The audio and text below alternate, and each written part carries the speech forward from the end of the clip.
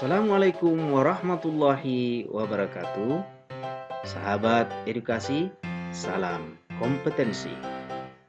Kali ini kita akan mempelajari menganalisis pemeliharaan larva di bak, akuarium, dan fiberglass.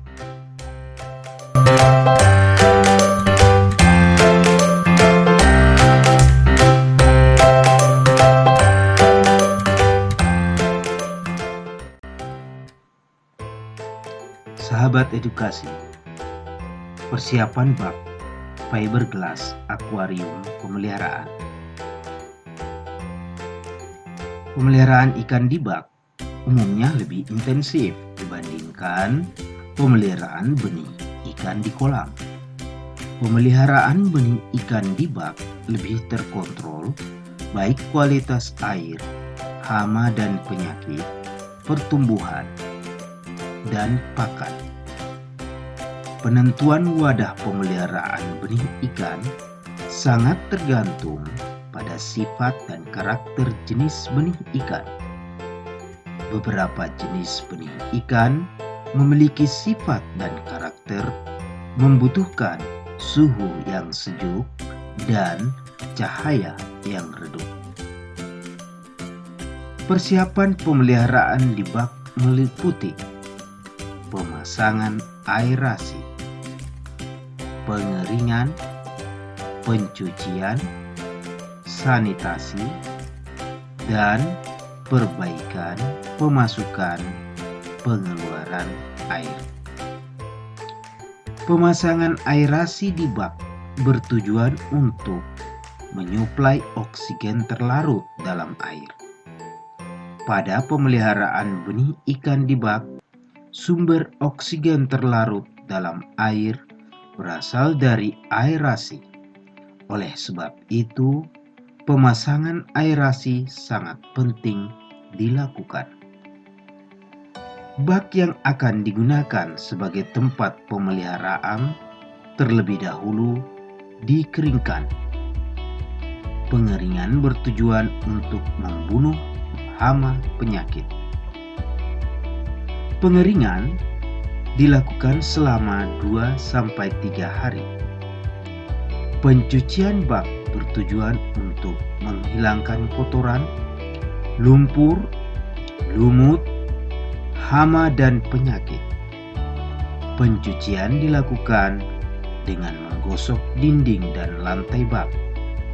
Sanitasi bak dilakukan untuk membunuh hama dan penyakit ikan. Bak yang telah disiapkan kemudian kita isi air. Umumnya air yang digunakan adalah air bersih. Air yang akan diisi ke bak sebaiknya disaring menggunakan kain atau seser halus. Pada beberapa persiapan bak dilakukan pemupukan untuk kultur pakan alami. Pemupukan dilakukan 4-7 hari sebelum dilakukan penebaran benih ikan. Kultur pakan alami dimaksudkan untuk menyediakan pakan alami. Pemupukan di bak dapat dilakukan dengan menebar pupuk ke dasar bak atau memasukkan pupuk kandang ke dalam plastik dan plastik tersebut digantungkan dalam air bak.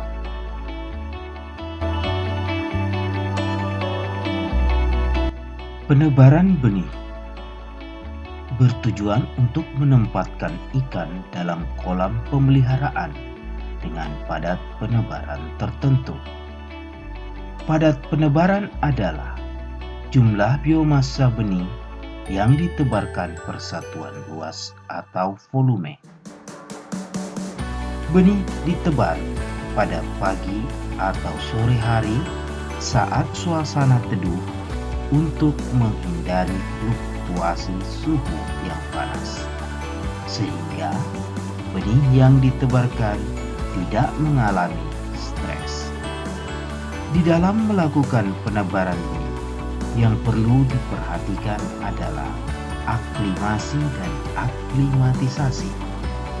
Aklimasi adalah proses penyesuaian satu parameter kualitas air. Sementara aklimatisasi adalah proses adaptasi benih terhadap lingkungan yang baru, khususnya penyesuaian suhu dari lingkungan yang lama dengan lingkungan yang baru. Apabila benih didatangkan dari lokasi yang cukup jauh dan dikemas dengan menggunakan kantong plastik, maka proses aklimatisasi dilakukan dengan cara memasukkan kantong pengangkutan benih di permukaan air dalam kolam. Setelah didiamkan selama 5-10 menit, maka pada kantong tersebut dapat ditambah air yang diambil dari kolam pemeliharaan benih yang baru sedikit demi sedikit hingga kondisi suhu air dalam kantong plastik sama dengan suhu air yang ada di dalam kolam.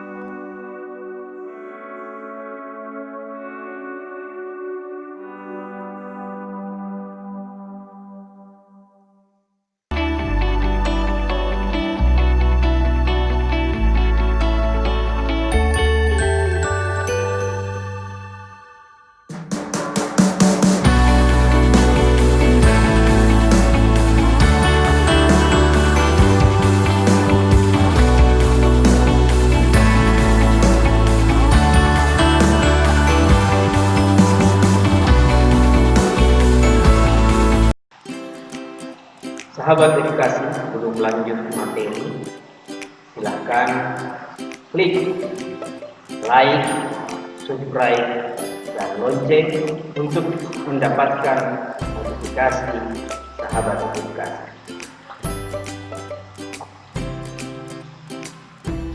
Materi selanjutnya adalah pengelolaan kualitas air.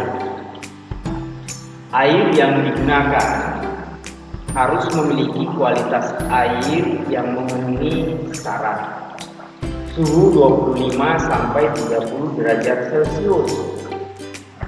pH 7 sampai 7,5.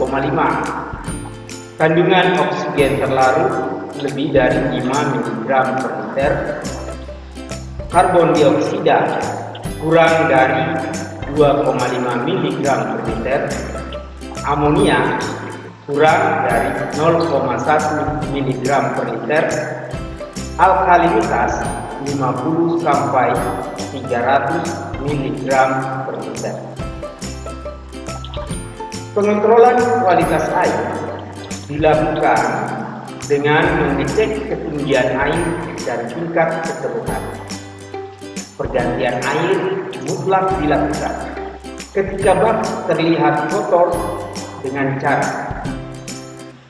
1. Kita bisa mengeluarkan setengah ketinggian air dan mengisi air baru. Yang kedua, kita bisa melakukan dengan cara menyimpan dasar bak, kemudian mengisi air yang baru. Sahabat edukasi, penanggulangan hama dan penyakit itu dilakukan dengan pemberian obat-obatan, bisa juga dengan vaksinasi dan imunisasi, bisa juga dengan antibiotik, bisa juga dengan disinfektan.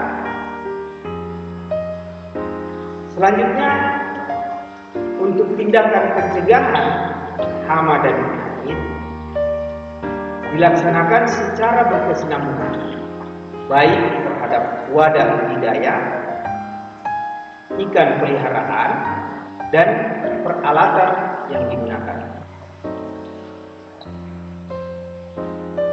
Hama adalah organisme yang dapat menimbulkan gangguan pada ikan, baik secara langsung maupun tidak langsung. Hama itu terbagi ke dalam 4. Ada yang disebut dengan pemangsa, ada yang disebut dengan penyaing, ada kompetitor, dan ada perusak. Dalam penanggulangan hama dan penyakit ini bisa kita lakukan secara mekanis, membersihkan sekitar kolam melalui kegiatan sanitasi dan yang lainnya. Ketika terdapat ikan yang sakit, kita bisa langsung karantinakan dengan mengambil ikan yang sakit tersebut. Selanjutnya, kegiatan sampling. Adapun tujuan sampling itu untuk mengetahui laju pertumbuhan mingguan dan pendugaan total bobot biomasa ikan yang dipelihara. Untuk mengecek kesehatan ikan, untuk menentukan ukuran serta persentase dan intensitas pemberian pakan. Dalam melakukan sampling dilakukan setiap 15 hari sekali. Teknik pelaksanaannya dengan mengambil 1-2% ikan sampel dari total populasi. Kemudian kita menimbang dan menghitung berat rata-ratanya.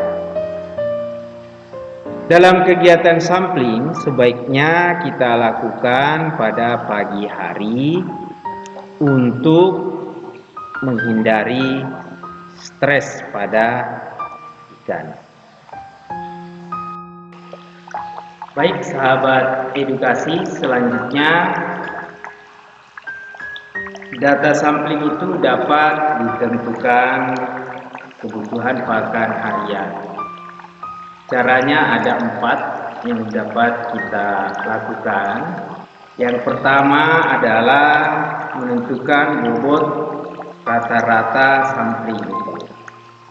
Kemudian yang kedua, kita menentukan populasi. Selanjutnya yang ketiga, menghitung biomasa, dan yang keempat menentukan jumlah pakan harian dengan cara mengalihkan bobot biomasa dan feeding rate-nya. Oke, sahabat edukasi, demikian penjelasan materi pemeliharaan larva di bak fiberglass atau akuarium. Mudah-mudahan dapat dipahami. Sekian dan terima kasih. SMK Bisa, salam kompetensi.